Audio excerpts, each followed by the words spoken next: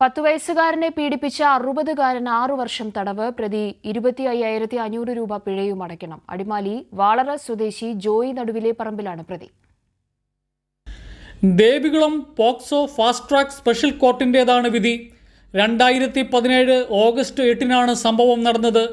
Adimali tribal മേഖലയിലുള്ള 10 വയസ്സുകാരനെ അടിമാലി വാളറ സ്വദേശിയായ ജോയി നടുവിലെ പറമ്പിൽ എന്ന വ്യക്തി ലൈംഗികമായി ഉപദ്രവിച്ചു എന്നതായിരുന്നു പരാതി. സംഭവത്തിൽ അടിമാലി CI PK സാബുവാണ് അന്വേഷണം നടത്തി കുറ്റപത്രം കോടതിയിൽ സമർപ്പിച്ചത്. Advocate Smiju K Das special public പ്രോസിക്യൂട്ടറായിരുന്ന കേസിൽ Devikulam POCSO fast track special court judge Sirajuddeen PA ആണ് വിധി പറഞ്ഞത്. പ്രതി വിവിധ വകുപ്പുകളിലായി 6 വർഷവും 1 മാസവും തടവ് ശിക്ഷ അനുഭവിക്കണം. എന്നാൽ പല വകുപ്പുകളിലെ ശിക്ഷ 5 വർഷം ഒരുമിച്ച് അനുഭവിച്ചാൽ മതിയെന്ന് കോടതി വിധിയിൽ പറയുന്നു. പ്രതി 25,500 രൂപ പിഴ അടയ്ക്കണം. ഈ തുക കുട്ടിക്ക് കൈമാറണം.